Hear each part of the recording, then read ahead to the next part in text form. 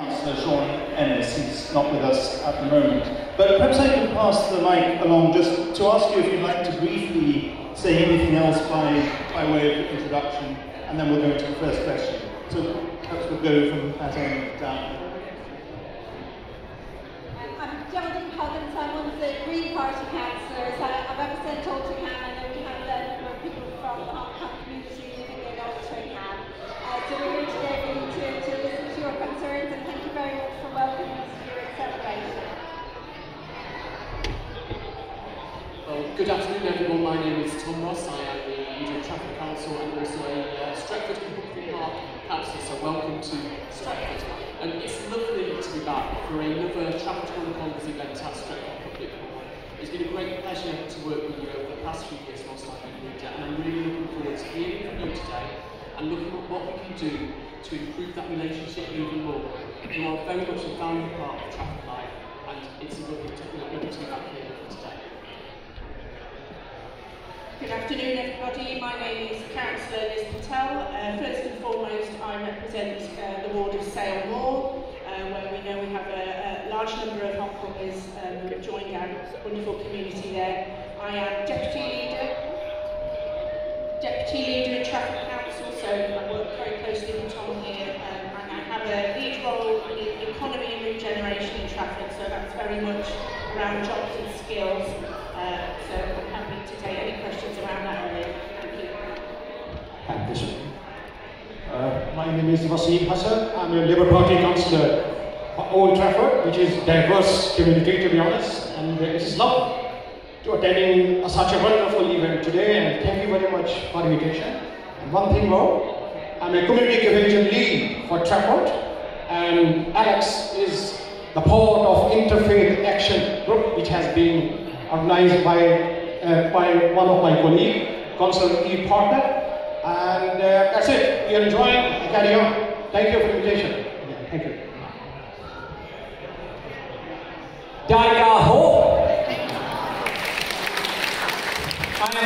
I'm Councillor Nathan Evans from Helwellton Timperley South, and leader of the Conservative group on Trafford Council.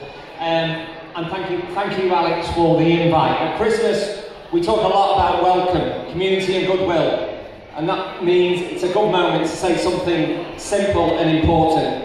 Trafford has been made better because of you from Hong Kong.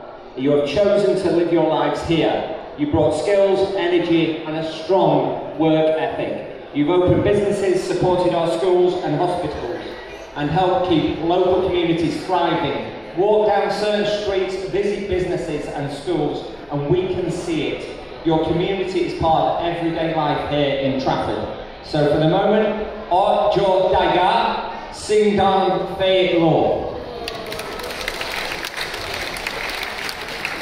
Very good. Well, thank you all very much. The format for our discussion is that I'm going to ask our panel a few questions initially, and then we'll open it up to you to ask anything you want to ask. But my starting question, perhaps for all of you to give your take on if you'd like to, is what is the role of a councillor? What does a councillor do, and what are you responsible for? If I go first, so a role of a council is very much part of local government, local democracy. I've had the great privilege of being a councillor for up to 18 years in May.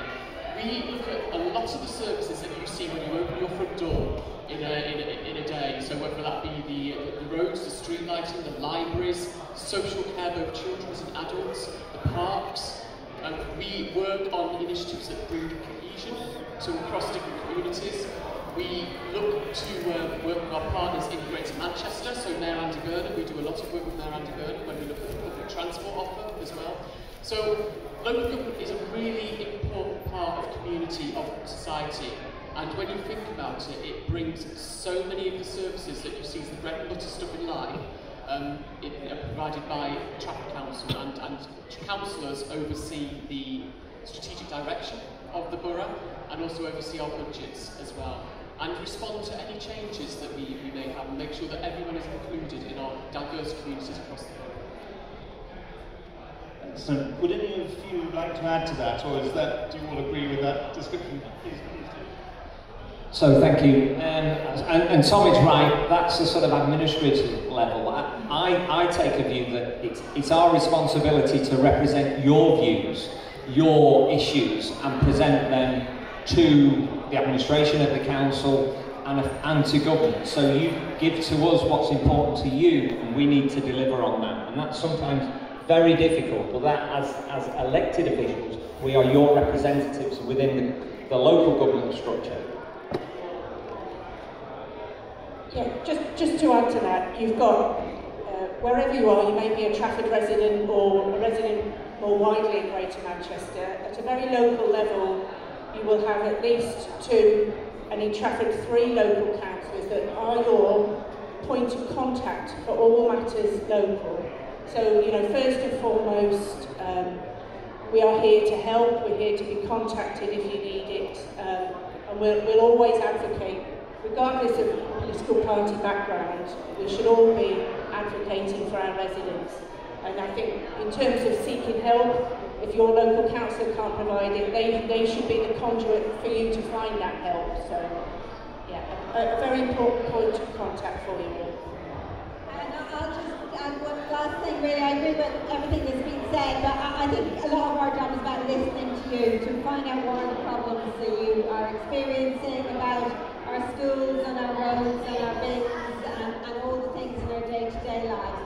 And we might disagree about the solutions, but our job is to try and find the solutions. And I think to try and find how we can make our community better for everyone, and as well, not just for us now, but for the next generation. I know, so a lot of have been said by the rest of my colleagues anyway. So we are local politicians, and we are grassroots campaigner. We understand your problems, and we try to make a bridge between you and the council. So we are doing multiple local try to fix the local issues, which is education, health, transportation, communication, sports, and culture. You give the names, a long list of what the local politicians are doing, and we are trying our best to get fixed in spite of very difficult financial circumstances, what we are facing last 14 years here in Trafford. Thank you. Thank you very much. A second question. Manchester has a number of different levels of representation. You have the Greater Manchester Combined Authority, you have, I believe, 10 local councils, and of course you have members of Parliament as well. I wonder if any of you that would like to could just explain the relationship and the difference and the way that you all work together with the GMCA, the council, and MPs. Okay, if I go first as the council leader for Trafford, I am one of 10 leaders in Greater Manchester that works with Mayor Andy Burnham, Deputy Mayor Kate Green, and are the Greater Manchester Combined Authority. At that level of government, you have an election for the Mayor of Greater Manchester position roughly every 4 years. The Mayor of Greater Manchester oversees initiatives such as the public transport network. They oversee local health provision in many respects. They oversee jobs and skills and growth opportunities as well. So you'll see Mayor Andy Burnham as our current Mayor of Greater Manchester in that position, and we meet once a month in a different town hall across Greater Manchester. Now, those 10 leaders and the mayors work very closely with the various councils across Greater Manchester as well. The councils are responsible for all the things that I described in my initial comments to you. And we also work together quite closely on things like inclusive jobs, inclusive economy. So it's often the case that Greater Manchester will fund initiatives through Trafford Council and other councils to help people access more jobs, more employment opportunities. So we work very closely together in that respect. Likewise, the bus network, you'll see that we have £2 buses in Manchester. Outside of London, we've probably got one of the best public transport networks in the UK. Still a lot more to go in terms of improvements, but that's something where we work very closely in Trafford to look at if our bus network is working, or what more we can do in that respect to improve it for our local residents across the borough. Finally, you've got the UK government. Now, the UK government is representative of the members of Parliament, of which we've got 2.5 in Trafford. We have got the Member of Parliament for Oldham and Sale West, who is Conor Rand MP. We've got the Member of Parliament for Wiggenshaw and Sale East, which is Mike Kay MP, and I know both Conor and Mike put across most of Sale, represent most of Sale. And then you've got the Member of Parliament for Stretford and Urmston, who is Andrew Weston MP.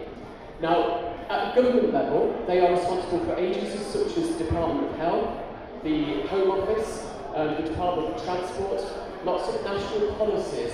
But what we're finding from the Greater Manchester level is because of devolution, a lot of that power, a lot of that money is being passed down to us at a Greater Manchester level. And we are really keen to see that happen because we think that the best decisions are made when you are closest to the people that you represent. So we are welcoming of the devolution that we've had from both this current government but from previous governments as well. And we think it's a great way of working with people across different organisations and different places across Greater Manchester to make sure that we are getting our services as best we can for the people that live here. Happy to move to the next question. Could some of you say a bit about what work the Council is doing to support the integration of Hong Kongers, and what more do you think the Council could be doing to engage with the BNO Hong Kong community in Manchester? Taking turns. I think outside of London, Trafford was one of the largest settlements of Hong Kongers in the last few years, and we're very proud of that, very honoured that Hong Kongers have chosen Trafford to make their home. I know at a Sale neighbourhood level, we have welcomed with open arms many Hong Konger families who have, as Councillor Evans said, supported our local schools, started businesses. I was walking through Altrincham Town Centre and I can see, I think it's the first Hong Kong pub, Hong Kong bar in Altrincham, and that was quite a special moment. I was with Tom when we did take that in. We offer lots of support to residents, and that might be through advice, through support back into work, through English language support. Where we are now at Stretford Public Hall is one of 2 advice hubs in Trafford, so it's here in Sale West. I think it's on a Tuesday. Any resident is welcome to come along and seek advice on housing, on skills, on English courses. We have and I think Councillor Tom Ross will discuss, we have quite a mature voluntary and community and faith network in Trafford, of which Alex is a key member.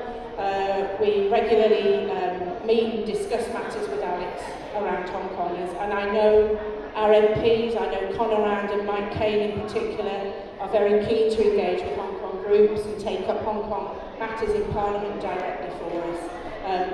How we can help more, we'd like to hear from your audience today really on how we can improve our offer.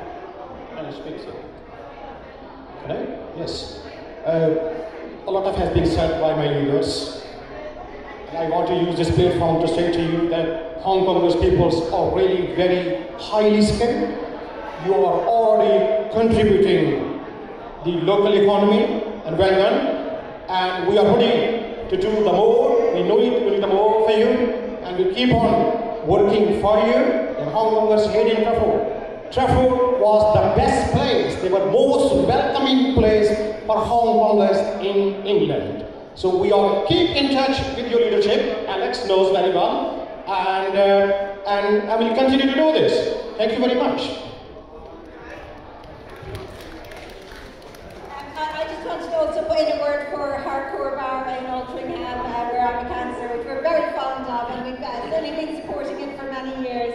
I think a very important part of what we do to support different communities really is try and set a culture of making Trafford a really welcoming and inclusive place, and to try and help people feel welcome and to make sure that everybody knows they can come here and feel welcome and join in everything. And I'd really like to see some Hong Kongers elected as councillors on Trafford Council. That would be the next step for me. Thank you.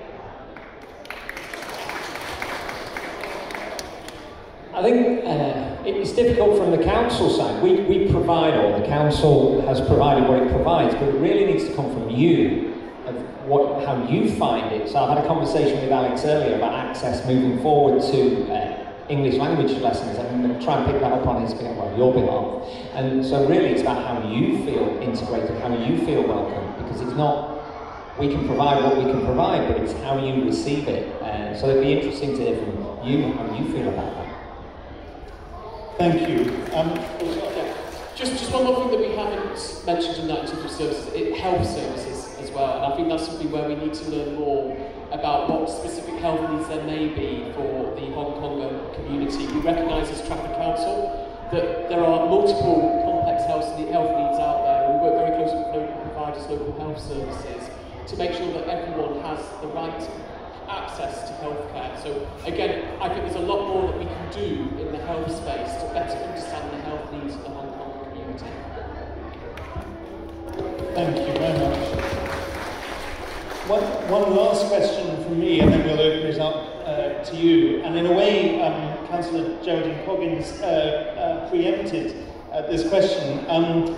Many Hong Kong BNOs now in the UK are interested in getting involved in politics. What advice would you have for BNOs who might consider standing for the council or just becoming more involved in politics or wider civic issues? Well, the Conservative Party is very open. Very open. Come and speak to me. It's as simple as that. We will accept absolutely anybody. If you're keen, if you want to get stuck in, come and speak to me. Thank you. I think with anyone that's having an interest in politics, I always say the first thing is to look at all the political parties and look at the party that you feel your values most identify closely with. We all have different values, but we all ultimately, if you're interested in politics and local politics, you want to see the best outcomes for everyone. People just see a different point of view. So look at the values. Look at the values of each party, look at the values of each party represented on Trafford Council, and those that aren't represented on Trafford Council. And then from that, talk to the political leaders within those particular parties, and you will find a way through. I would love to see a better representation on Trafford Council. I recognise that we are not where we are yet. I recognise from my own party that we are not where we want to be in terms of the representation of the borough. That is something that Liz and I and my team have been working on in recent years to try and make sure that we reflect the wonderful, diverse borough that we have in Trafford. And so what I would say is, if you feel that your political affiliations, your values closely identify with either the Labour Party, the Conservative Party, the Green Party, those parties that are here today, come and speak to us, as Councillor Revan says, and we can certainly talk about how you can get more involved. Politics has changed a lot in recent years. It's, with social media, presents a few more challenges than we would have had maybe 20 years ago when I first started. What I would not want to see is people be put off by some of the things on social media. When you're out on the doorstep like Liz, all of us actually are out on the doorstep regularly, the face-to-face interaction you get from residents there is so different to what people may say or do online. So any apprehensions or inhibitions that you may have, we are here to talk through them and to hopefully give you confidence to take that next step into political world. And it'd be wonderful to see people in this room come and join us on Trafford Council.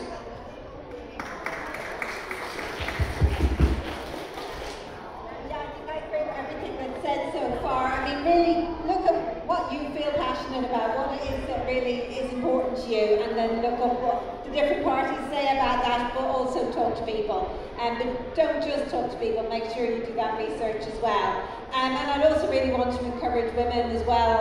You know, we know that women are not represented fairly in our all levels of government. So it's really important.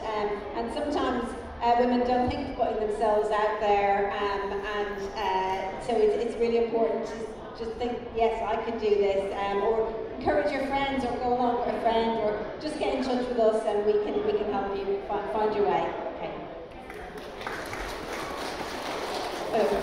Thank you. Probably following on from what Tom said, I think if you switch the news on or looked at social media for more than 10 minutes, you might be quite put off getting involved in politics or local politics. But I can tell you from my experience as a ward councillor, as a councillor that gets to travel around the borough of Trafford, There's a lot more love, a lot more humour, a lot more nuance, a lot more tolerance out there than is what reflected in our news and social media output. So I've had many discussions with Hong Kongers.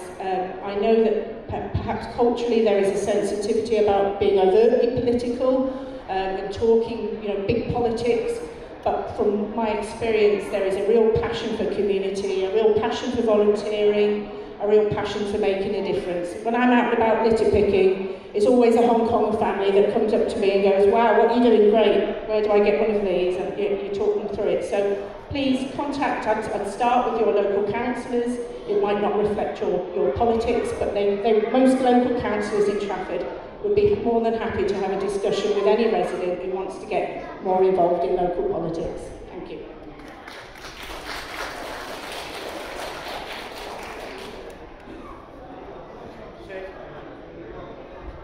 Is it working? Yes.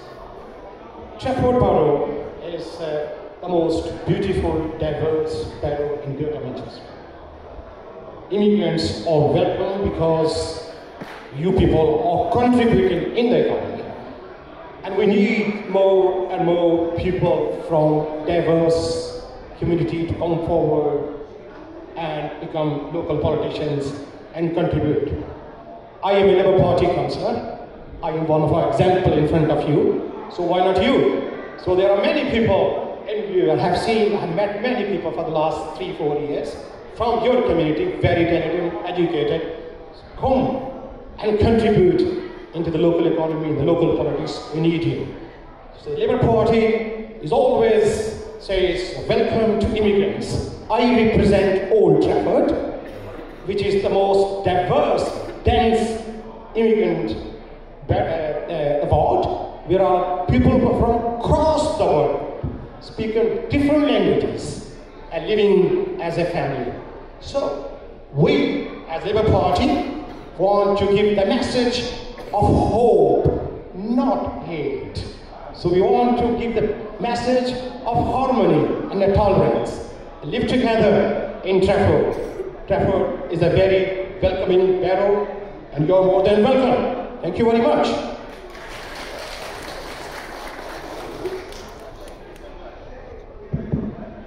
We're now going to open it up to you to ask anything you want. Just a quick reminder though, I'm sure many of you will have concerns about the changes to the immigration rules. But just to remind you that that is a matter for the Home Office or your Member of Parliament if you have a chance or if you want to talk to them. If we can keep your questions to the councillors focused on the local issues that you've already heard them explain or the responsibility of the local council, that would be great. And I'm also told that Alex Mack has a particularly good question. So maybe I can go to Alex first to ask his question, and then we'll open it up to anybody else.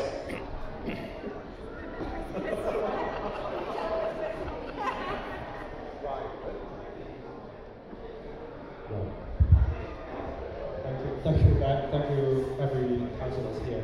So, I think I do have a question, to be honest, which will regarding the employment again, because I personally work full-time as an employment advisor, and I've been sitting in the race equality panel. So we all know that adult education is one of the topics that is devolved to GMCA level.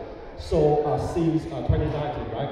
So we have our own rules when we talk about the funding rules in ASF, which is previously called AEE, Adult Education Budget, currently called Adult Skills Fund. So the concern is because the Hong Kong Welcome Program will come to an end next year after 31st of March 2026.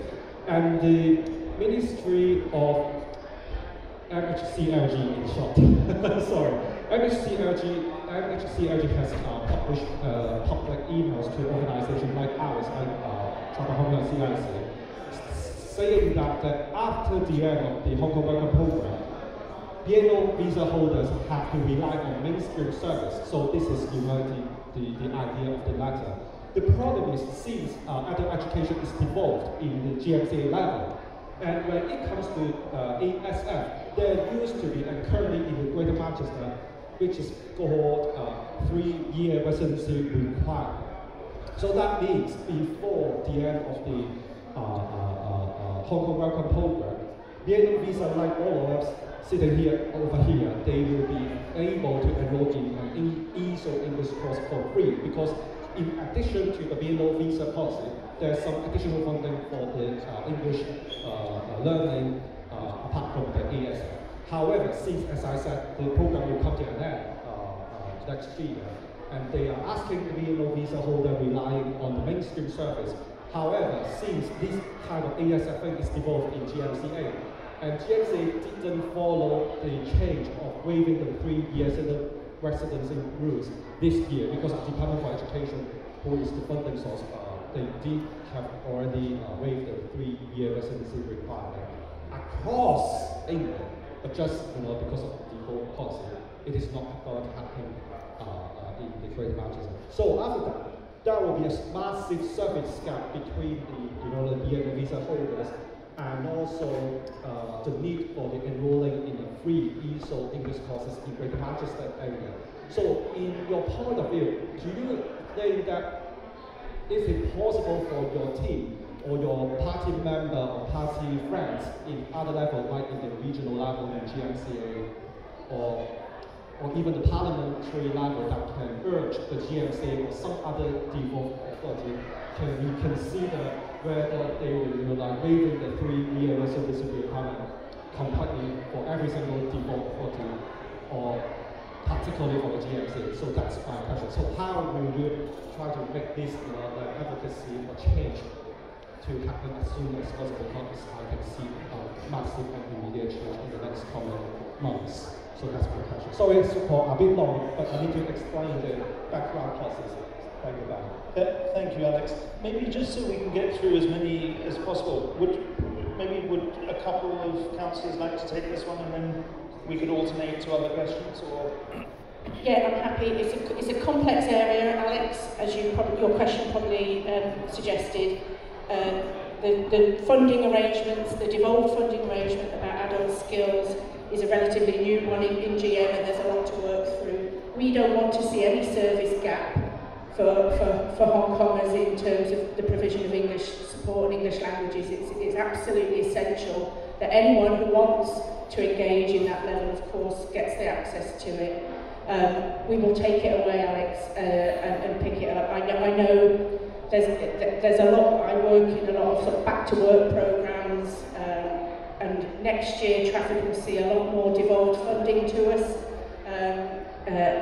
Relatively new, but yes, absolutely, we'll take that away. We can't have that. It shouldn't happen. Yeah, I really agree with what Liz is saying. I think that learning English is just so fundamental. It really helps everybody to settle in and have a good quality of life and support each other. But also it makes sense for the state as well. It's a no-brainer to fund this. If it for some reason can't be funded at Greater Manchester level, then obviously government should be funding this. We should be making sure, as part of welcoming everyone to this country, that everyone who wants to learn English can do so.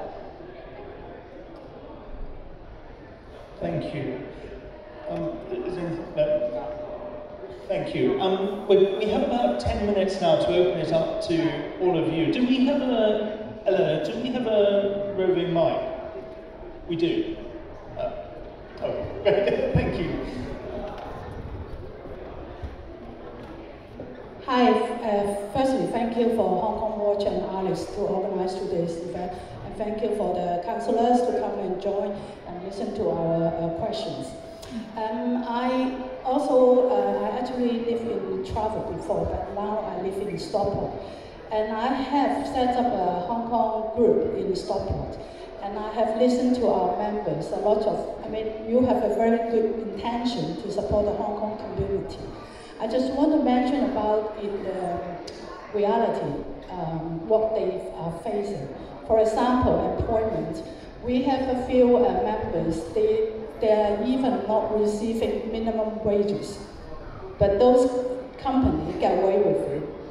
And then, for example, another couples, they work in warehouse, 0-hour contract, and they don't know if they have a job 2 hours before they tell them. So how could they survive with a job like this? The job quality is really, really bad. They are taking advantage of the new immigrants. And about social care, and one of the families, they have a child, not a child, a young adult. He has a disability, learning disability. Initially, they have a social worker for him. But then later on, the social worker realized that, oh, they are not entitled to have the public resources. So they are no longer supporting this family. But then there is another family, a single mom with also a disabled child, and she has the support so that she can go to work, and then her child can go to a daycare center. So it's not standardized. If you're lucky, you got support, but if you're not lucky, you don't have the support. And about the public transport, I think public transport is really, really important, and there is improvement in Greater Manchester. However, if you are not driving, you're on your own, it's good, £2 for one single trip. But if you need to wait for the bus in the cold wet weather, in the winter, in the dark, every hour, once an hour, it's not acceptable. Yeah, so this is all this little issue in the reality. One last question may not be directly related to you or in your power. But personally, I live in this country over 27 years. I used to be, also from Hong Kong, I used to feel very safe here.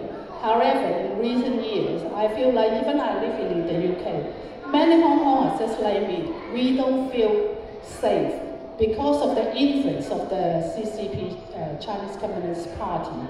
So they are using their power, they have spied, they have all this network, they use their trading, influencing our country here. If you look at the thing we bought, even CCTV, e-car, clothing, a lot of the stuff are made in China. So we are dependent and influenced by Chinese. How are we going to deal with it? So I hope you have some wisdom to it. Thank you. Well, thank you very much for all those questions, and I'm so pleased you were able to voice the concerns that you have. In terms of the first point around employment, I think there has been a lot done by successive governments in terms of naming and shaming companies that aren't paying the minimum wage, but clearly we need to do a lot more than that. I think under both the previous government and this government, the real living wages have been really important, and we need to be even more stringent with employers who are abusing positions and looking to employ people on below the minimum wage. It's not right, and there's a lot more that we can do to try and protect people and make sure that they have access to the wages that they absolutely are entitled to. And that's something that we'll continue to do and work with government over.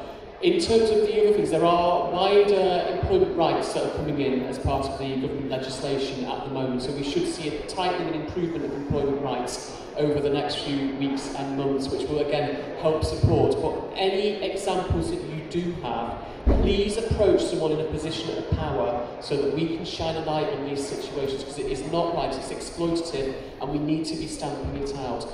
In terms of the support areas around families, what I would say with that is, there's obviously a couple of situations there that you've described. If anyone finds themselves in that position, that is an appropriate thing, more than appropriate, to go to a local councillor or a local MP to express concern about the services that are being provided, to see what the gaps are and how we make sure that you're getting the support, or people are getting the support that they're absolutely entitled to. So any examples that you hear of, whether it be friends, neighbours, other people within the community groups that you are talking to, your elected representatives are there to help, to speak up, as we said at the start of this, on your behalf, and making sure that you get the services that you need. So do encourage people to interact with politicians that way. Public transport, absolutely. We need to see more improvements in public transport. We have put, as Greater Manchester, a lot of money particularly into the bus network, but we recognise that there's more to do around the frequency of services and looking at where there's gaps in services. And I know there's gaps in this borough as well. If we look at Partington, for instance, you know, there are huge gaps in services there, so I know it's similar across Greater Manchester. That's something that will come with time. It can't come soon enough, but it will come with time as we look at local route networks and how best we serve the people that live in Greater Manchester. And finally, around the concerns you have about the monitoring, spying, the influence there, that feeling of fear, again, it's important that we as politicians hear that fear and we take it to the appropriate power to communicate that as well. Because people should feel safe in this country, they should feel this is their home. And it's up to us as your elected representatives to make sure that you have that safety, you have that security. So any examples like that, it's really important for us to hear those, because we can then talk to our members of parliament, we can talk to ministers, we can make sure that we convey those concerns of people that live in this wonderful country, but are beginning to feel as if their security, their safety is being encroached upon and is under threat. So thank you for vocalising that today, and that is something that we can certainly raise with our members of parliament as well. Thank you for that, and you should get involved in politics, step forward. So I'll pick up on two things. I agree with Tom on the employment rights. There's stuff, I don't agree with a lot of the stuff that's going through Parliament at the moment, but that will help with some of that. But if people are being paid under the minimum wage, that's not a Hong Konger unique issue, that's perhaps an immigrant issue. And that does need stamping out, and that needs reporting. I know it's difficult, but that should be reported to a councillor or an MP, and that could be reported anonymously. But that's very difficult. That abuse of a weak position is not good. So please encourage whoever to report it, even through you, to elected officials. And then back to the CCP, I think we as a country have sleptwalked into a major issue, and I personally, I think as a party, we see that as a major problem, and you should feel safe. And I understand that you don't feel safe, and I understand that you feel watched, and that is outrageous in a free society, because that's why you're here. You've arrived here because it is a free society, and that is being encroached upon from afar. And I think our government isn't doing enough. Be it Labour, we've got members of Parliament who have been sanctioned by the CCP, which is outrageous, and we need to do considerably more. And maybe government bodies need to reach out to you, and you need to have the confidence in the government bodies to explain to them what's going on, because you know more than the government bodies, because you are the people that are being threatened. And I feel very sorry for you on that, and we need to offer as much support as we possibly can, and that needs stamping out. So thank you for highlighting that.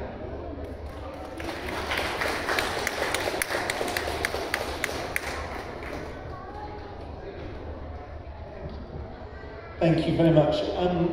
Let's take another question. If I could just encourage you to keep your questions as short as possible. I understand you will want to give some context, but if you keep them short, we can get through many more. There was a gentleman at the back here. And yeah, okay. Yeah. Well, you've got. Yeah. Thank you for coming, for listening to our voice. Actually, I need some help. We are CIC based in Trafford area. Our name is Leader of Choice. And in last January, we went an office in sale. The office is only 868 square feet, so it should be okay for the business weight relief. However, the department responsible for calculating business weight has access us occupy the whole ground floor, which is more than 2,400 square feet, and charges the business weight. The relevant department informed us that we could follow the procedure to clarify and correct the information. But before the process is completed, we are required to continue paying around 1,200 per month for the business weight. After submitting the required information, we often have to wait several weeks or months to receive a response. To date, we have already paid over £14,000 in the business weight in 2025. Recently, the department asked us a question online regarding our office is an independent space or not. Unfortunately, we answered this question incorrectly, because misunderstanding some terms. I got a misunderstanding, which means maybe need several months to clarify something from the department. At this stage, our CIC cash flow is nearly exhausted, so we are seeking assistance from our MP. Thank you. If I just respond to that very quickly. Are you already, so you're already in touch with your Member of Parliament about this, or you want to, you've not approached anyone yet? Are you in touch with the Member of Parliament, did you say, about this situation, or not yet? Yes, we have given the information. Okay. Which MP is it that you've spoken to? You haven't? Okay, that's fine. Would you like to email me, and I'll get onto it for you and see what we can do? That's all right. I'll catch you at the end. I'll get the email. Perfect. There's a gentleman there. Hi. Sorry, hello. Sorry, he's just raising his hands for me. Merry Christmas, everyone. Thank you for coming. So it's more questions about the general Hong Kong community, especially to those who are elderly, so who are not good in English speaking. So I work in Greater Manchester, especially in the Trafford area, and it always comes with someone, especially those who are from Hong Kong, but they can't really speak English, therefore they need an English interpreter. But what has been happening is that someone is not actually from Hong Kong, they can't really speak Cantonese, they speak Chinese instead. Basically, because we are all from Hong Kong, so we can tell if they can speak Cantonese, or I would say maybe Cantonese is the umbrella term. It's more to be concerned and precise is Hongkongese that the language we speak. So I feel like sometimes, especially for those elderly who need the language support to sort of break off the language barrier, but they can't have the right support. And usually when even they said that, oh, there's a Cantonese interpreter comes to sort of help them get to the social care, but eventually it's the wrong person and always delayed how they get access to the, no matter healthcare or social care. So I think it's I think Tom, you have mentioned that you want to make sure everyone, especially in this community, we can have the right to get to the, the healthcare or whatever, or social care. But I feel like it's still a real, an obvious obstacle for us to get it. And I think it's not a short-term problem, because I know it's more for this few years, the Hong Kong community is getting bigger and bigger, not only in Manchester, it's all over the UK. And I think it's a problem that we need to get sorted. The first thing is how to promote our identity, that we actually speak Hongkongese. And the second thing is how can we make sure that all ages in our community can get the right access. Thank you.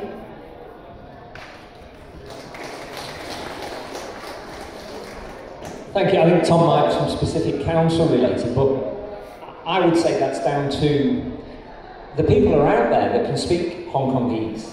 I think maybe it's down to the translation service reaching out to your community, and then people from your community stepping up, because it's very easy for a body to say, yeah, we've got a Cantonese speaker, and it not be correct. And maybe some interaction between your community and the translation services is really what's needed there. I don't know your thoughts on that, Tom.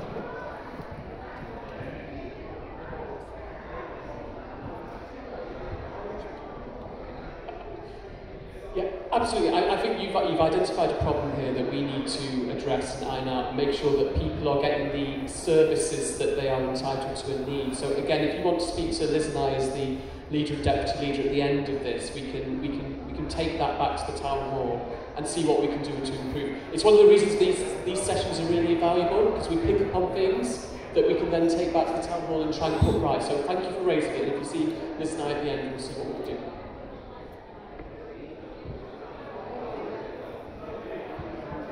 Thank you. Another question, please. We still have just under 10 minutes, so there's... Okay, this one will be very quick and simple, I think. As someone mentioned already, quite a few people in Hong Kong, the Hong Kongers, are volunteering to pick up litter. We are always happy to help to keep our area clean and a better place to live, a contribution. But at the same time, we are also curious about what can councillors do to help reducing littering. because it seems now people can get away with any penalty for littering. Yeah, no, thank you for your litter picking efforts. I am a manic litter picker myself. I know at Trafford Council are very small but very enthusiastic environmental enforcement team, look to support our network of volunteer litter pickers through providing the equipment that you need for free. Fines are going to be increasing for littering and for fly tipping. We've invested in some new camera technology in the last 12 months or 18 months around trying to capture. We need to, people need to understand how to report that behaviour. So if you witness or see fly tipping with a registration, please do. We love to, where we've got the evidence, pursue those prosecutions of people that litter and that fly tip. I'm happy to have a chat with you afterwards because it would be nice, local government in this country has seen quite significant cuts over the last 15 years to our staffing numbers, to the amount of machinery that we have, to the amount of litter pickers that we can employ out in the borough. So we are in a position where the volunteers that do litter pick really do make a difference. So thank you for that. Yeah, and I just want to add to that, so thank you again for your litter picking efforts. I think I'm another litter picker. And I think in the Green Party we really feel very strongly about protecting our environment, and I know that litter pickers feel that way as well. And when we look around and see the place we live is a mess, it's so demoralising. I think there's a few different things that need to be done. We need the government to give local councils more money. Our council is absolutely struggling for money, and then we can't have as many bins as we'd like. We can't have as many people collecting, street sweeping, all the different things we'd like to do. But also we need to change the way we look at it and look at who's producing the litter. You know, we're not choosing to produce it.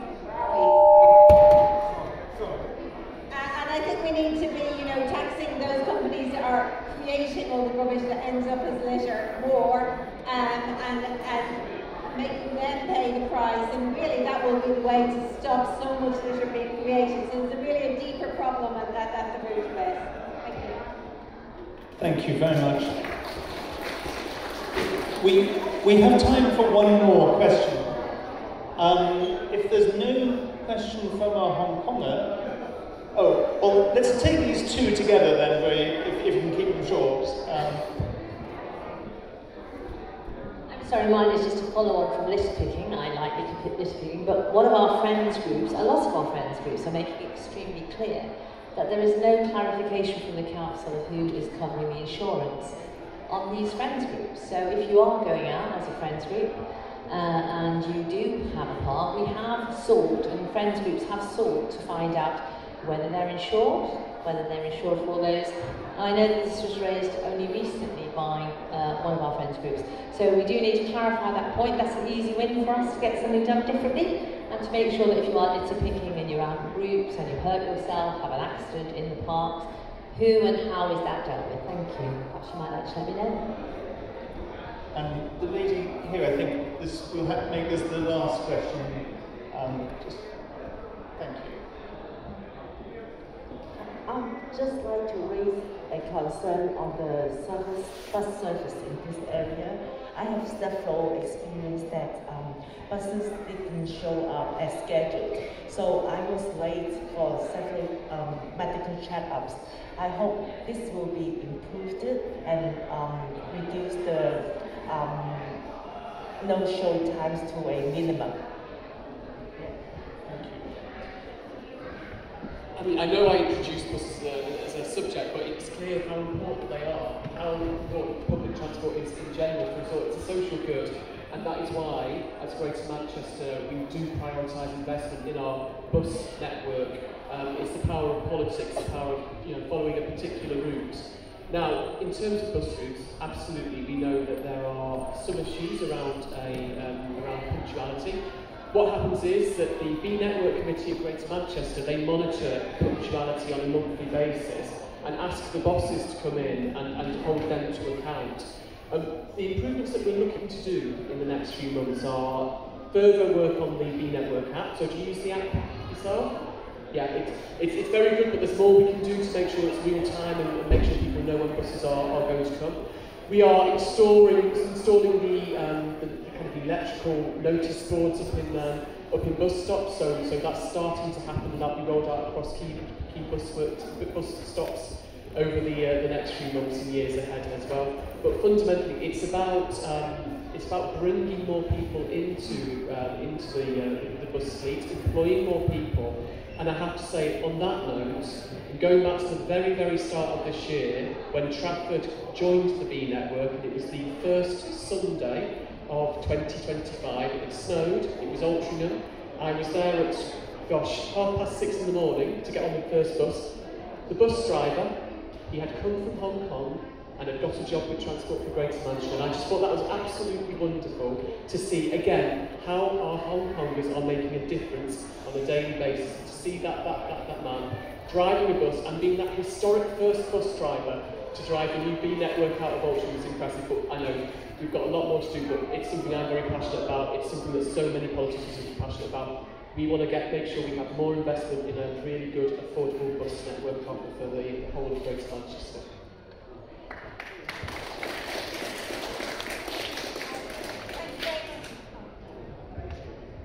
Thank you so much for sharing your stories, and it's a really familiar story that I think all of us who use the buses have experienced. I often actually leave ridiculously early and end up being somewhere an hour early because there's no other way to do it, really, is there? You just can't take the risk when it's work or when it's medical appointments and things like that. And I mean, I think what we've seen for such a long time is that buses are the most important thing in our transport infrastructure, and they get completely ignored, and the whole thing, most of the money is focused on cars, but so many people aren't able to have a car for lots of different reasons. And so we really need to be prioritising buses as the most important thing. And then the other thing we need to be doing is making it really safe and easy and pleasant for people to walk and cycle around as well, because that's actually the cheapest and easiest way for us to do many, many journeys, and it's not an option for everyone for every journey. But if we could really prioritise helping people to walk and cycle safely and easily, make it pleasant, and pour money into the buses, it would just be life-changing for so many people. And the Green Party, we really believe in making it really easy for people to get around without being forced into a car.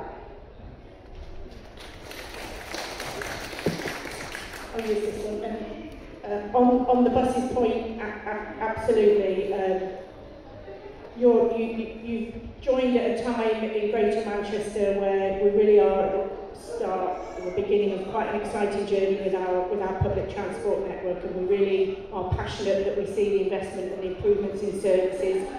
GM are investing heavily in Travel Safe scheme, which is a project to make people, if we want more people on our buses, they have to be safe and have to feel safe and take that step. So to Geraldine's point, no one's ignoring the buses in Greater Manchester. We really are investing in them. But take the point about when they're unreliable, how difficult that is. To Laura's point on the public liability insurance, Friends and Parks groups in Trafford, if you're a constituted and registered Friends and Parks group, Trafford Council covers your public liability for activities in the park. If you want to extend beyond that, it might be that you need to tap into another local group that's got public liability insurance. I'm sure Trafford Hong Kongers has public liability insurance, and they might be able to cover events out and about in the community. For example, in Sale More Community Partnership is a charity that's got public liability insurance, but Trafford do cover in terms of liability activities within the park for friends groups. And if you'd like more information, you could take it up with your local councillor here, Mr. Evans.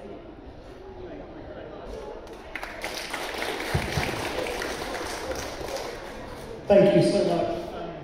Just the anecdote about the Hong Kong bus driver. Having myself lived in Hong Kong quite some years ago, I remember the public transport in Hong Kong, and I hope with us having more Hong Kongers in this country, perhaps working in our transport system, we may improve our public transport to the levels that Hong Kong has. But on that note, we are out of time. I want to once again thank Trafford Hong Kongers and HKCC Manchester and my colleagues in Hong Kong Watch. I want to thank all of you for being here.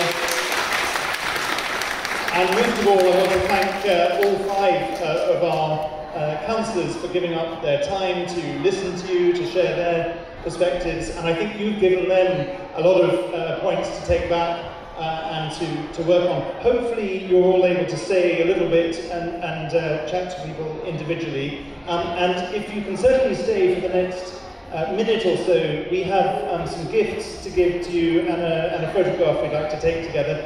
But for now, thank you all very much. Thank you to everyone here, and have a happy Christmas.